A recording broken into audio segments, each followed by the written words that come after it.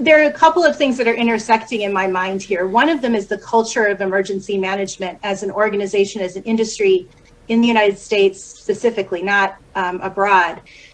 This has, and my cat sometimes does this, she gets really loud suddenly, so you'll have to just allow for the little meowing in the background. The shift that we're seeing right now is a shift in emergency management from utilitarian principles where everything is designed for the greatest good for the greatest amount of people to disaster equity. But we have to do more, right? And so this topic is intersecting, I think, with a number of other topics where we have to look at policies and understand to what extent they have disadvantaged communities that had less assets, communities that had pre-existing vulnerabilities in accessing disaster-related recovery supports. Oh, they're going to give you disaster equity. They got that part right. My God, that's better than any SNL skit I've seen in years. Genuinely. That's the best SNL skit I have seen in maybe a decade. And it's not an SNL skit. That is a FEMA disaster preparedness Zoom call, where they talk about, or they got their pronouns on display. Obviously, very important that you do that. Don't want to offend anybody. And then on top of that, lady's interrupted by her cat, which is, I don't know, predictable, I guess you could say. And then they talk about how instead of a utilitarian approach where we try and just diminish the agony for everybody, we're going to focus on disaster equity, where we make sure that disenfranchised and minority candidates for aid have to receive a priority, assessment and attention, as opposed to, hey, these are all human beings that have all paid taxes. Well, not all of them, but they're all Americans. Well, actually, probably not all Americans either, but they're all human beings, and we probably ought to help them all equally. No, that's not what we're doing anymore. My God, we're in so much trouble. And the reason I wanted to play that for you, obviously, North Carolina and many states are dealing with severe flood damage from Hurricane Helene, and the response has been politicized already quite significantly, and it has not been going well. And I'm very concerned about those folks. I'm sure a few of my listeners live in those areas. I hope you guys are okay. If I can assist in any way, please do let me know. But man, what a dangerous paradigm. And the reason I wanted to play that is because I want you guys to understand that, yeah, sure, sometimes there's conspiracy theories and things like that that go into mistreatment of the American people or people more broadly. However, sometimes the mistreatment that you suffer at the hands of the state is a product of a bad idea. And in this case, it's a bad idea that I warned you guys about 3 years ago now, and that is ESG and DEI. And if you can't tell how that connects, let me just connect the dot for you real quickly. Well, if you're talking about equity, well, diversity, equity, inclusion, DEI is all under the umbrella of ESG framework, which is environmental, social, and governance, which was all began under the United Nations back in about 0506. That's when it really started to take hold. World Economic Forum then pushed it from there from 2010 to 2012, and then it really got its teeth in us under Donald Trump's administration, but really starkly so in the Black Lives Matter era, which obviously kind of hit its apex in 2020. So the reason I want you to pay attention to clips like that is, as painful as it is to listen to or watch, which it was painful for me too. Trust me, I didn't enjoy it. But what it is it's the philosophy, it's the ideas that I've been warning you about when it comes to the DEI framework and how essentially it is race Marxism. It's dividing us based off of our immutable characteristics or our sexual identities or whatever, and then molding the government to address those problems. Well, when you do that, that means other people are then left out. And when people are left out during a catastrophic hurricane, as what we saw just a week or two ago, that means that people die. That means that lives are lost because of bad government policy, because of bad ideas. And in this case, that bad idea is equity, something that the government cannot deliver on. And when it attempts to, it means that it is going to injure those that are doing better than the others, because that's the only way you can actually get equity, is that you don't lift everybody up. You have to bring some folks down. And that's what they're doing, proudly so. and they all sit there with their pronouns in their bio, and they tell you, it's very flowery talk. All of those people, I want you to really understand, all of those people think that they're good people. In fact, they are totally certain that they are a better person than you, as they mold a system by which they injure people intentionally to then allegedly help some less helped category of people. It's totally irrational. It's totally dangerous, and it is destroying us. Not it will destroy us. It is destroying us. When you see the response that's happening in North Carolina, just know it's not just, which it could be also, I don't know. It's not just some massive conspiracy to go after Trump supporters or anything like that. No, it's a little bit darker than that, actually. It's with the best of intentions, intentionally damaging people for equity. Fight it, reject it, tell people all about it, let them know that this is what's happening, that this is not an accident. This is actually the intention of their programs, and you will only get more of it unless you say no and say it now.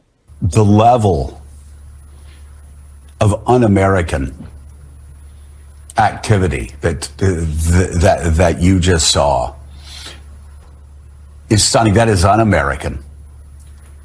They know they're lying. Donald Trump knows that's a lie. He will tell you that the Secret Service, he thought, did the best job they could do. The fact that J.D. Vance and Trump's family would out and out say what they said takes the threat of violence, takes the threat beyond where it was even leading up to January the 6th. This is an increasingly desperate person, an increasingly desperate family who's preparing for civil war. So you're probably thinking to yourself, Jesus, what did Donald Trump say to get Joe Scarborough so upset? Well, I'm glad you asked. Let's listen. Over the past 8 years, those who want to stop us from achieving this future have slandered me, impeached me, indicted me, tried to throw me off the ballot, and who knows, maybe even tried to kill me. There you go. That's it. That's what he said. That's what got Joe so upset. And it makes you wonder, maybe it's because that's the thing that actually happened. And that's what Donald Trump is not supposed to be saying. I don't know. Just theorizing over here, but I do think it's interesting that reaction means that Donald Trump is preparing for a civil war. Well, if he's actually under threat and he believes that he is, well, then wouldn't that mean that the war is being brought to him? Is he the one starting it? Or is the guy that's ducking and dodging bullets actually the one that's not interested in war? I don't know. I think it's kind of the opposite. Anyways, got a great interview today with Steve Friend. He is a former FBI agent turned whistleblower and then suspended, and now a recovering FBI agent. And he is a wealth of knowledge, tremendous resource when it comes to, unfortunately, all of the issues that are at least part and parcel of the FBI in some fashion. And we cover everything from both of the attacks. We talk about the hurricane disaster and the response there, the attacks on Trump, obviously, I meant. And also we get into Vegas and we get into, I don't know, a lot. Whitmer, we cover everything. This is a fascinating interview. Steve's a great guy and a great follow. I hope you guys enjoy the rest of the interview. We were having a bit of connection issues with Steve, so the first 10 minutes is kind of garbled. The last 40 minutes of the interview is crystal clear. In fact, I did multicam and tons of editing to make it as high quality for you guys as possible, so I hope you'll enjoy. Today's episode of Liberty Lockdown is once again brought to you by our friends over at Crowd Health. Health insurance is confusing, expensive, and frustrating, and claim denials are becoming more and more common. In fact, 1 in 5 Obamacare claims were denied last year. That's unacceptable. The headache of health insurance is exactly why Crowd Health was created. It's not health insurance, it's a better way to pay for healthcare through crowdfunding. Health insurance processes have been a nightmare for me personally. I'm sure you guys have all dealt with your own. It's the worst. I hate it. Crowd Health is a better alternative. For $175 for an individual or $575 for a family of 4 or more, you'll get access to a community of people who are willing to help out in the event of an emergency. You'll get access to telemedicine visits, discounted prescriptions, and so much more without doctors' networks getting in the way. And of course, you'll join the crowd, a group of members just like you who want to help pay for each other's unexpected medical events. Let Crowd Health help with your healthcare needs. Get started today for just $99 per month for your first 3 months. Go to joincrowdhealth.com/lockdown. Crowd Health is not insurance. Learn more at joincrowdhealth.com. That's joincrowdhealth.com/lockdown. We are joined once again by a friend of the show, Steve Friend, former FBI agent. Is it former now, or is it still active but suspended? It's recovering FBI agent. Recovering. Okay, fair enough. That's a good distinction. The FBI entraps another fake assassin. For those in my audience, that will not be a surprise. That seems to be standard operating procedure, but I'm curious what your thoughts are, because as a former or recovering FBI agent, why do these things keep happening? I think it's a mix of a couple of different factors. One being bureaucratic, because the FBI has the quota system that it's always trying to reach and then get their bonuses, and for the senior executives. And then also as the agency itself, they can go to Congress and say, look at all the good work we did. Why don't you give us a little bit more money? And there are some statistical accomplishments that are achieved with this sort of thing. Then there's the mission creep aspect that has come in since the FBI got the national security responsibility post 9/11. They were supposed to be the sentry on the wall looking inwards, but there really wasn't anything for them to do, but they were a self-licking ice cream cone. So we had the evolution from looking for legitimate, potentially bad actors and using probable cause to do that, to being, well, we need to be doing pre-crime and looking at threats, and let's go after homegrown violent extremists because they're Muslim, so they might be. And then that evolved to domestic violent extremists, and those were moms at school board meetings. And now it's the agave, the anti-government, anti-authority violent extremist, which is someone who, according to the FBI, has a perception of government overreach or negligence. That's all that's required for them. And then you take that all into this vile, vicious stew and combine it also with the FBI's playbook for domestic terrorism, or for terrorism writ large, because this case involved international terrorism. And the playbook is pretty simple. They identify a vulnerable person, someone who's financially indigent or low IQ, emotionally disturbed, lonely, something to that effect, and then groom them with an informant who's only paid for being productive, by the way, and then eventually introduce them to an undercover and get that person, that vulnerable person, to do something that they're not predisposed to do and don't have the means or motive or opportunity to carry out. But once they agree, you spring the trap and you charge them with providing material support to terrorism.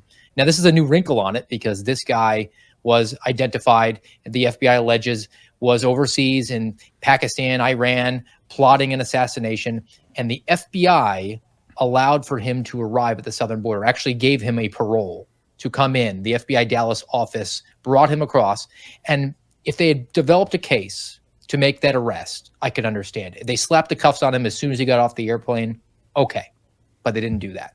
They allowed him to go to New York City and operate for several months, which leads me to believe, reading the charging document, that they didn't have enough to do anything. And they wanted him to build up enough evidence for them to then crack down on and then get their big stat, which is a dismantlement. They only had enough to maybe arrest him, maybe get a disruption of a terrorist act, which is valuable.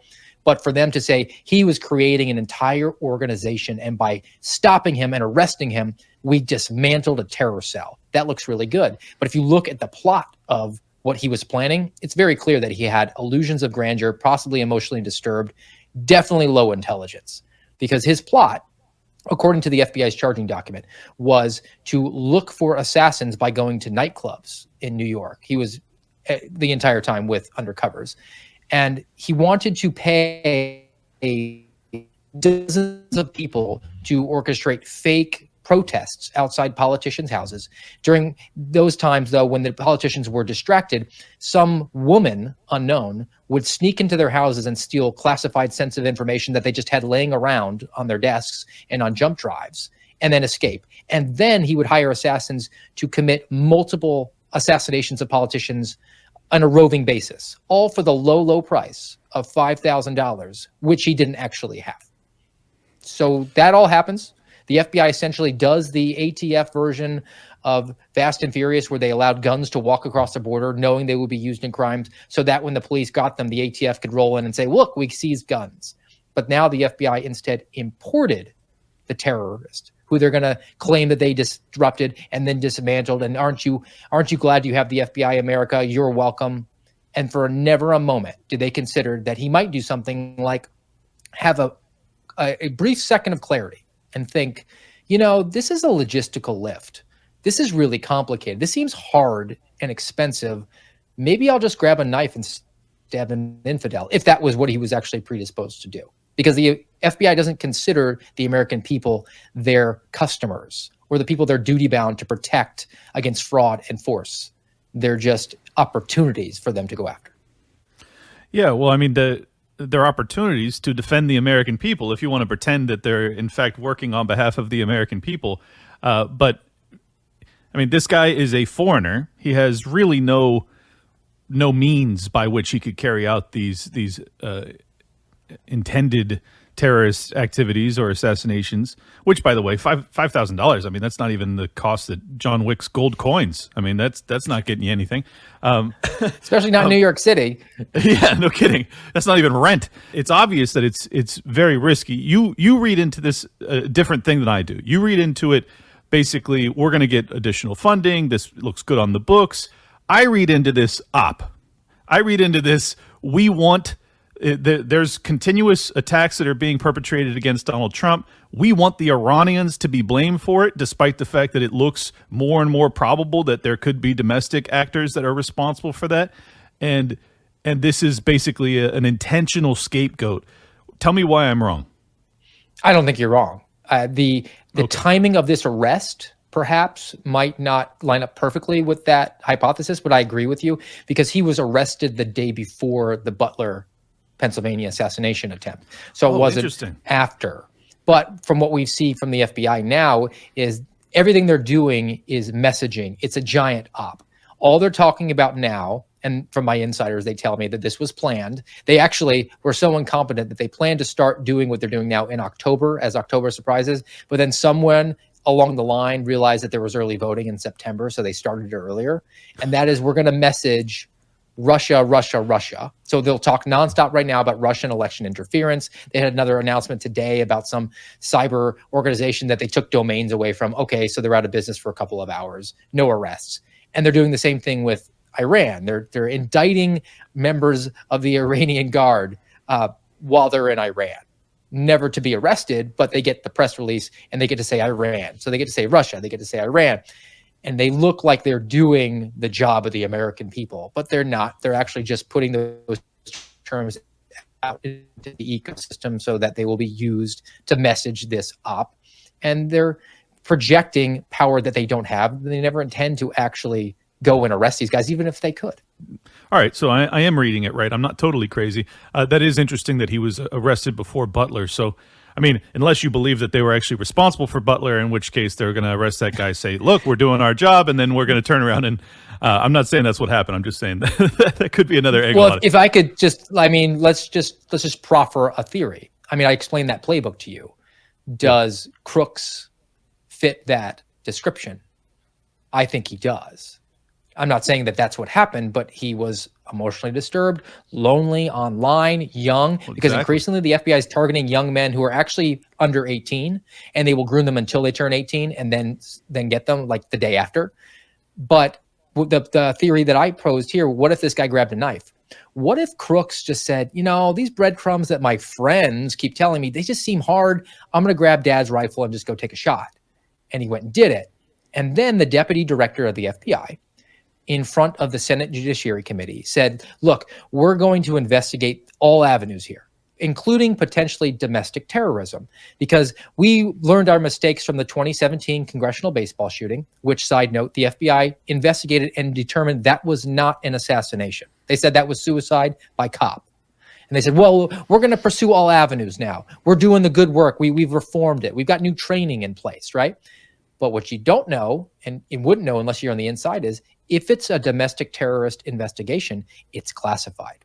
And they can't tell you, I'm sorry, can't comment on an ongoing investigation. Senator, we have to go classified setting. We can't reveal that to the American people. And if they already had a domestic terrorist case open because they were grooming this guy, it fits very nicely, and they just drop that into the file. Man, it wasn't there a bullet in Steve Scalise's hip from that non-assassination attempt, or am I misremembering? Anyways, he needed a full blood wow. transfusion. Yeah, but it was suicide by cop. Interesting.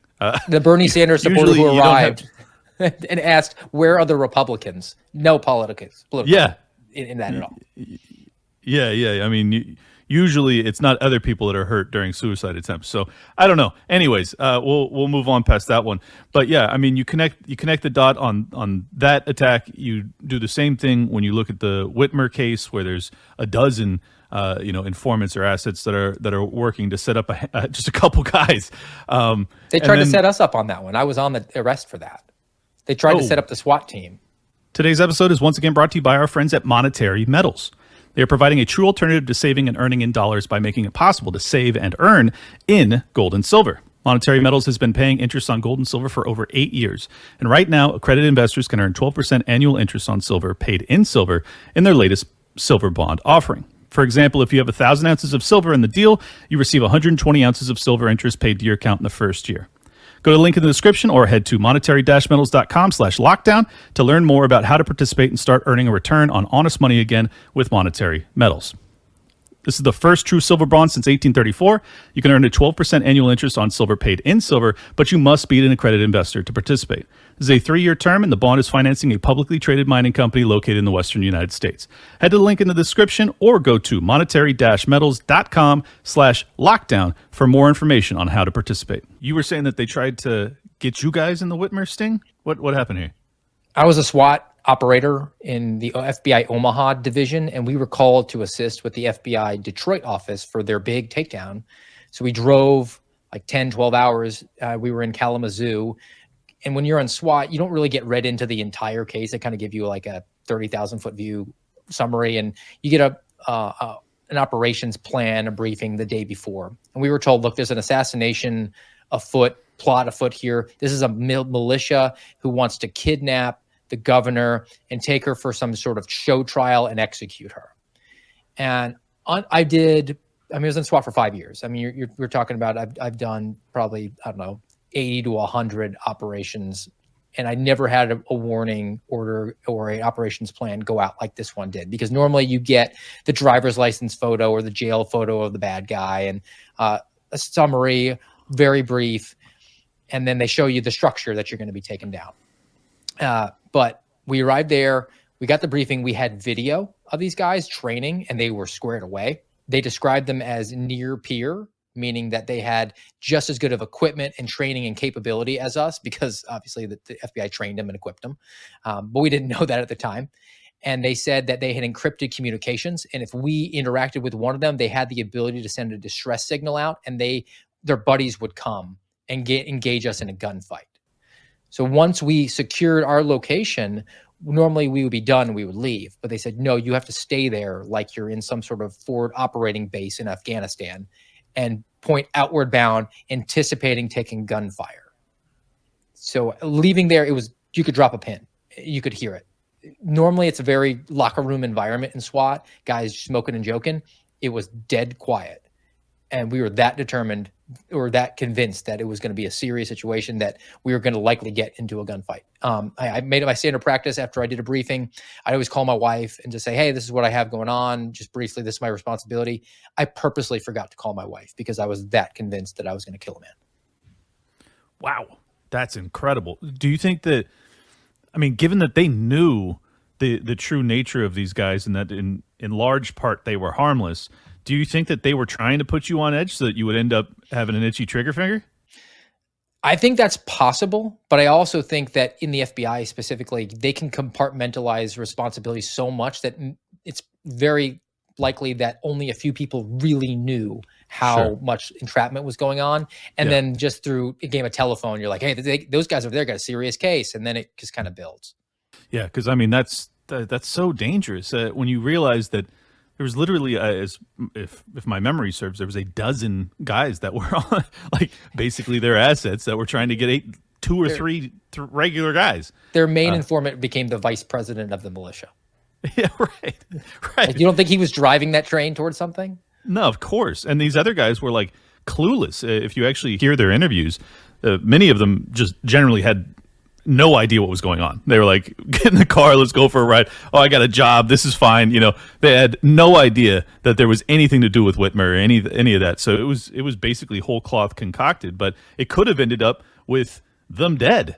I mean, especially because you guys are going into this thinking that you've got, you know, armed to the teeth, vicious, you know, militia members that are ready to go down in a blaze of glory, and none of that's true. It's just so dangerous. These continued, you know, and I'll take you at your word or at your opinion that perhaps this is largely driven by budgetary concerns and wanting to look good so that you get you know, reauthorized funding or increases in funding. But this is a very dangerous paradigm in that it's very similar to what you've seen with, I don't know, KGB and USSR or the Stasi, or like they are essentially turning the FBI into a dangerous agency. Not to say that they may, I mean, from a libertarian perspective, I could argue they've always been a dangerous They've agency. They've always been. I think that they are increasingly politicized. I think that there Right. are people who are not afraid of the risk or wouldn't shed a tear if it went wrong.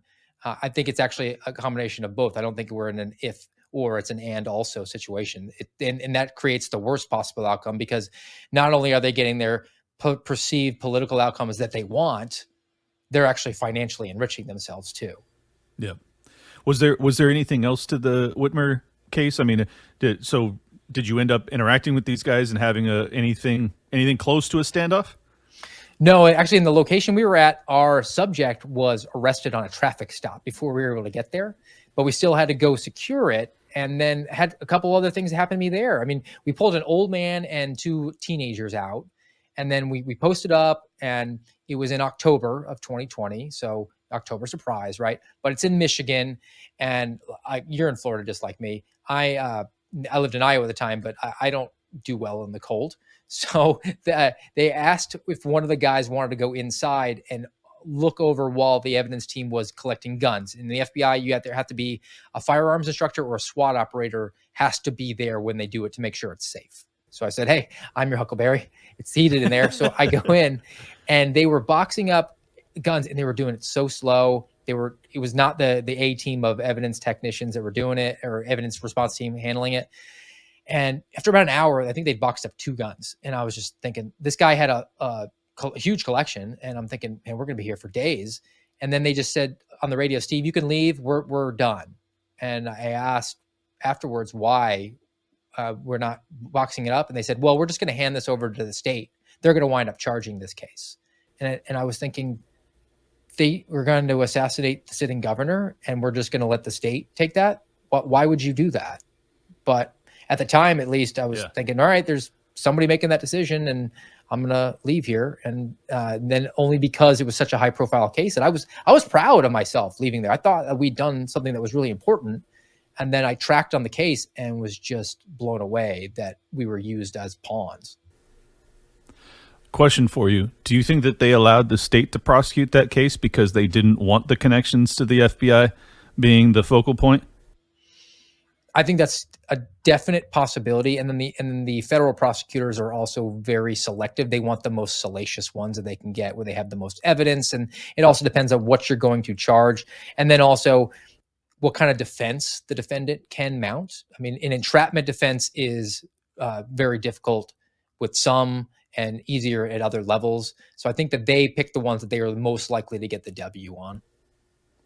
Yeah, well, I mean, the reason I ask is because it doesn't get much more salacious than that. That's the case that the FBI would love to hang, especially if it's legitimate. You would love to have a billboard that says, we saved a governor from these lunatic right-wing militia members. The fact that they leave it to the state to prosecute tells me that they knew that case was not ironclad, because otherwise they would have prosecuted themselves. Anyways, let's move on. I wanted to ask you a little bit more about Thomas Matthew Crooks and Routh and the insanity that we're dealing with the basically a former and likely future president that seems to be on the run from tons of hit squads. We've got reports from Matt Gaetz that says that there's 4 or 5 different assassination teams, hit squads is how he described them, that are already in the United States, 3 of which are foreign and 2 of which are domestic. This is all madness. I've never seen anything like this in my life. Obviously, we have had assassination attempts against presidents and successful ones in distant past, but in recent memory, this is about as crazy and as dangerous a time as I've ever lived through. So you already talked about briefly the Thomas Matthew Crooks and how he has all of the hallmarks of kind of this groomed patsy. Ruth, on the other hand, the Florida attacker, he comes across as a true believer, but he's also got such a bizarre background where he's getting passports for, Afghan fighters to go fight in the Foreign Legion in Ukraine. I mean, very, very CIA-y, CIA-ish sounding stuff. Totally bizarre behavior. What's your read on that one? What are you thinking? So to answer that, I go back briefly to Butler. Coming away from the Butler assassination attempt, there was all these theories out there. It's clearly a government op to assassinate Donald Trump.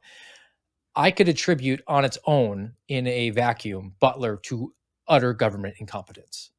It checks every single box, right? You don't meet with the guys ahead of time because you don't want to hang out with the locals, and the locals get offended and say, hey, you know what? Screw it. We're not going to sit on top of the roof. No. And then you don't want to communicate with them because if you get their radio, then you have to bring it back to the radio to them and you have to monitor it. It's a bummer to have to hold on to it and you're gonna have to stay late. It just fit the bill as a agency, the Secret Service, who has all these failures happening all the time, but they're just never tested, right? And then finally, when they were tested, it was exposed. But then flash forward 63 days and we have another assassination attempt.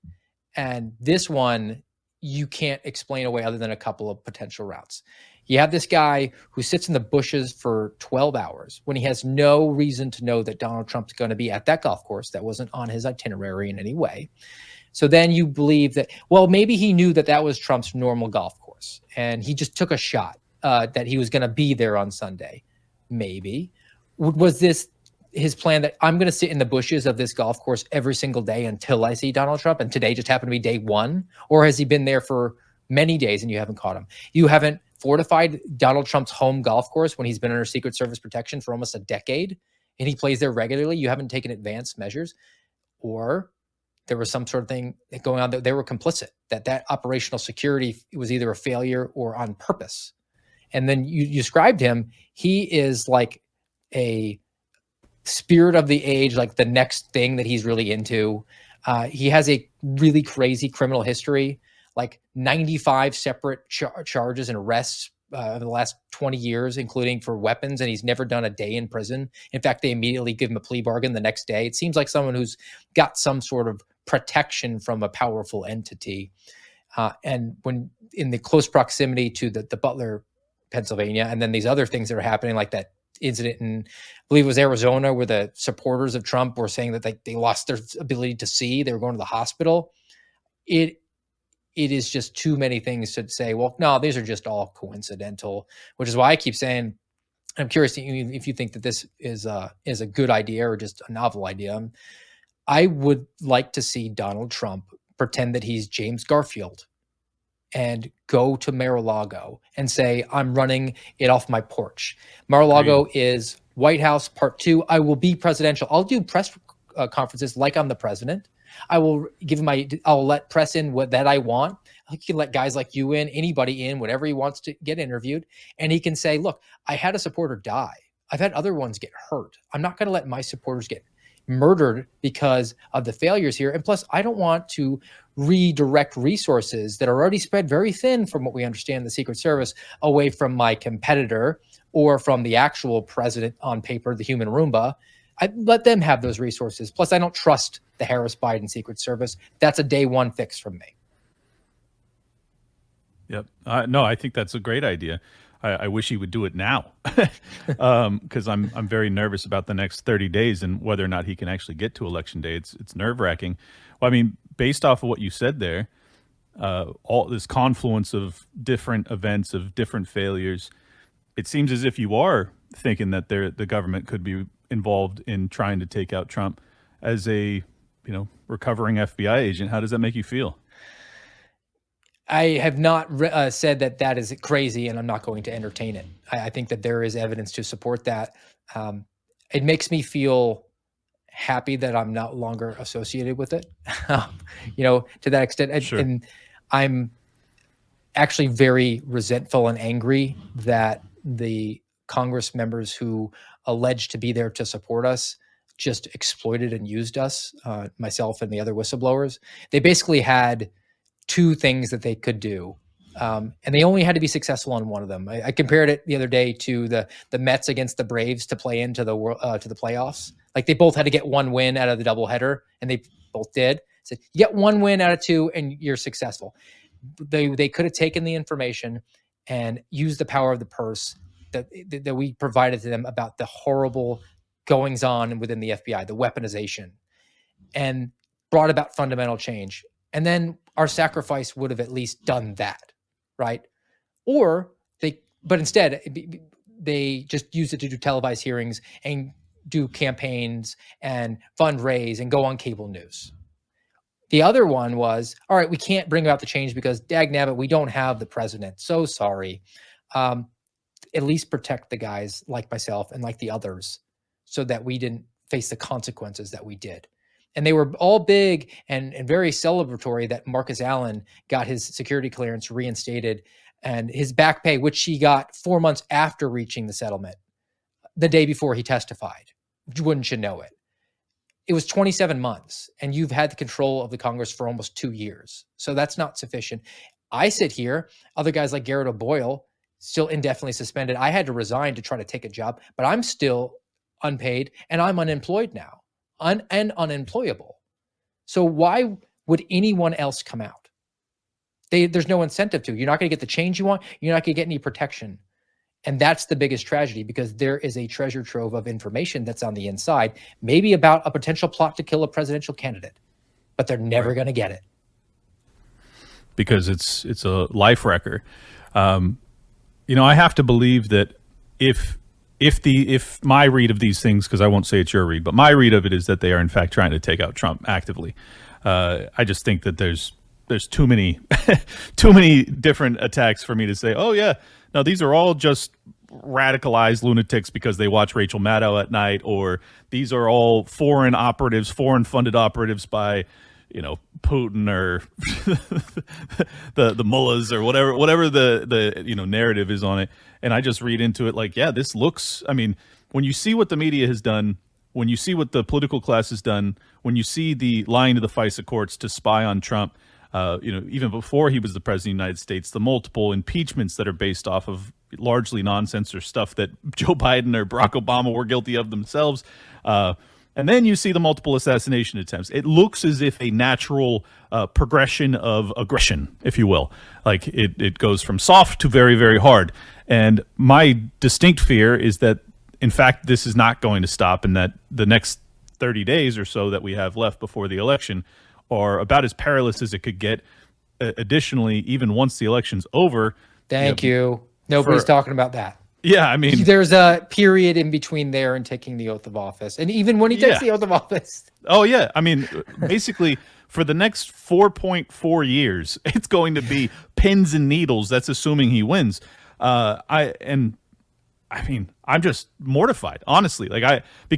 And just to, my audience knows this, you may not, but I never voted for Trump. I'm seriously considering voting for him this time, but I didn't vote for him in 20, didn't vote for him in 16. But you and I both know what happens if he gets taken out. This country is going to be permanently and irrevocably screwed. Like, we are in serious, serious shit if that happens. Do you think that, am I right? Like, are they going to continue to try? Whoever is doing this, do you think it's going to continue to try? And what's your gut tell you? I know this is just a guess. Yes, I share your fear that this is going to continue. And he's going to continue doing the P.T. Barnum and having the big rallies and putting himself at risk. And that's obviously a calculation from his that he's decided that's worth it to him. I actually I'll disagree with you on one thing. I think that there's a greater chance of unrest and breaking apart as a country if he wins. Interesting. Because I think that the communist left in this country will lose their ever-loving mind and do whatever is necessary to prevent that. Yep. Whereas the theoretical, the right, the libertarian, the conservative, whatever you want to call them, who are going to pull the lever for Donald Trump, frankly, they've been weighed, measured, and found wanting. And it happened in 2020 when a whole bunch of guys who had tat sleeves and had "Don't Tread on Me" t-shirts masked up to walk down one-way grocery store aisles to spend their government stimmy check, which they needed to shut down their non-essential business that they had to use to feed their family. Right. And they're going to call that bluff. Yeah. Yeah. I mean, it's weird. I saw this clip circulating yesterday where this guy was talking about how, people always talk about right-wing violence as if it's even a thing in this country. And it's like, no, there's actually massive left-wing violence. There's almost zero right-wing violence. And he was saying, and that's why we'll lose. That's what he said.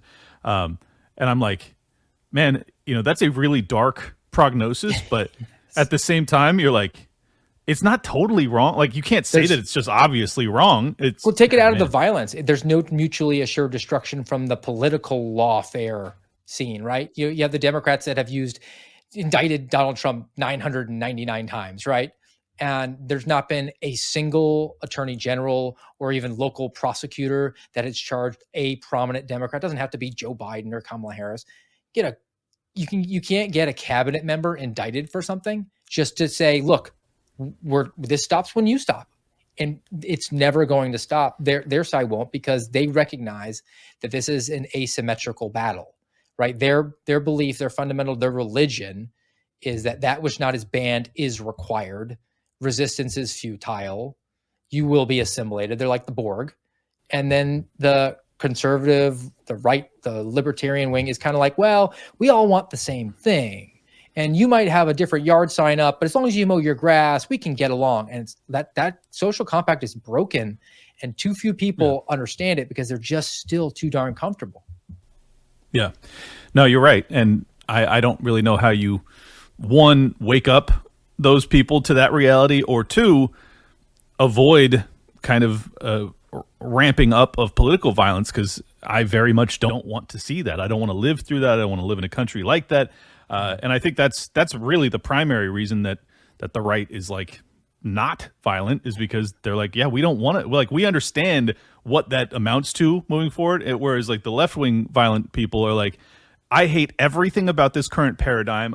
I don't care if everything burns. I'm totally okay. I'm prepared to lose everything, including myself, in this fight. Like, these are radical folks. And then you've got just kind of like, let's go along to get along conservatives that are like, well, it's never going to be even, because the communist left, that's their religion. They are here for this purpose. When they are gone, it fades to black. They don't see another life after this. Yeah. So no matter what, you'll never ever fight as hard. But and this is dark. I think we're going to get a smack in the face, regardless of the election outcome. It's here, and people just haven't realized it yet. And I started to see it actually probably in the last few weeks. I do our grocery shopping, was going through a BJ's, big box store, and I noticed there were about 24 people applying for jobs, and they were my age or older. I'm 39, and I just out of curiosity pulled it up, like, hey, what are they hiring for in the store? It was one part-time cashier job, and like, I'm unemployed. I'm looking for anything I can. And I was just finally was like, swallow your pride, man. What's Walmart got? Do you know you need to take a 30-minute online assessment, and they prefer a bachelor degree to be a part-time shelf stocker at Walmart right now? That just means they have applications through the roof of people. People are struggling, and they're putting on the good face right now. And dark times are here, and it doesn't help us that we don't have leaders who are realistic. The people that died in POW camps in Vietnam were the ones that said, like, hey, they're coming to get us. They're coming to get us tomorrow. The sun will come out tomorrow, guys. The ones that were realistic, like, buckle up. We're here for the long haul. We can get through it if we struggle, were the ones that thrived. And we don't have leaders that do that now. They're all just whistling past the graveyard, or they're saying, pull the lever for me, and we're going to have nothing but sunshine and rainbows. Man, I have to agree. I'm very nervous about the economic outlook, particularly if Trump wins, because then they have a lot of impetus to maybe reverse course on the interest rate reductions that the Fed policy has been doing, and basically spiral this economy into oblivion, because we're sitting on 35 trillion in debt, quadrillions in debt globally that are all based in the dollar. Like, all you have to do is hike the Fed funds rate. Like, the reason they're pulling it down, they try and tell you that the economy is great. The economy's great, but we're going to do panic level drops in interest rates. Bingo. You see what I see. So I think that there's a distinct possibility, whoever wins, but particularly if Trump wins, that the economy is fucking toast next year. So anyways, I'll move past that. I do want to kind of close out with your thoughts on the FEMA response to the Hurricane Helene, or Helene, I don't know how you pronounce it. A lot of angry people, man. I've been covering this for a week now, and I can't believe how little help these people appear to be getting, and how furious the people living there are. I don't know if the FBI is ever involved in domestic crises like that, but what's your thoughts broadly? We deployed a SWAT teams to hurricane areas. It was just it was pointless. It's just like, hey, it's the government. We're going to send bodies. So the takeaway was, like, you want us standing there in SWAT gear and then taking up hotel rooms. I mean, for nothing really. So the FBI does do that. This is on display of how much the government really, truly hates the citizens, and how the social compact is completely broken. And look, I don't want the government involved in any hurricane. I'm a government like minimalist. Like, there's an anarchist, and then there's the guy next to him, and I'll stand next to that guy, right? Sure. I'm that close. So I don't think there should be a FEMA. I don't think there should be a federal response. That being said, it's a sunk cost at this point. Too many Americans disagree with me. It's a system I have to live in. And the fact that you have the federal government spending $641 million on illegal aliens who don't buy into our social compact, and they're going to cut $750 checks and then fight people who are on the ground, like, trying to do good citizenship, which, being American is an action verb. It's not a leisure pursuit. You have to be uncomfortable and inconvenienced at times. And people are going there doing the right thing, trying to help their fellow man, flying drones up in the air to try to identify people. And they're saying, you can't put drones up there because we don't want the footage coming out. Or you are not a FEMA approved vendor. Well, that's the government not just being negligent, that's being actively antagonistic against people to the extent corrupt. Yes. And everything they do is political. I've tried to wrap my head around it, because it seems like this should be a good messaging politically for Donald Trump, right? Because he can say, like, look at this catastrophe. They're not taking care of the people and whatnot. I don't know what the message is here, other than we hope enough people die that they don't get to the polls. Like, is that really what it is? Man, I don't know. I can't get a read on it. I'm stunned at, just for the political motivations, you would think that they would want to signal, like, hey, we got you, but it tells me maybe they're not so concerned about the the election. I don't know. I don't know how to read it other than that. Or we're just at such a late stage of corruption and government largesse that this is just how the system works, and they literally can't fix it. They can't do anything about it. Like, this is just how things go now. All of these prognoses are dire, and I don't know which one's right. So the cupboards could be bare. That's completely a plausible explanation here. And it's their own doing. Look, they have made it very clear that they want to give illegal aliens everything to come here, in the hope that they can overwhelm the system. And this is what happens in late stage republics like Rome. They were pilfering the treasury on their way out because they could see the crumbling. And because we're ruled by a bunch of octogenarians who are not buying green bananas and don't believe in an afterlife, they're happy. Yeah, no, well said. Yeah, I mean, that's my concern too, man. I'm just stunned at all of this, honestly. Just watching the firsthand. Most of this is like not video at this point because they don't have internet, but it's like text from people when they have enough cell service to get things out. And it's just tragic. It's just absolutely heartbreaking. And it doesn't seem like the media is covering it very much. It also, it reminds me very much of how the media moved on past these multiple attempts on Donald Trump's life. It's like anything that's counter to their end goals just gets buried.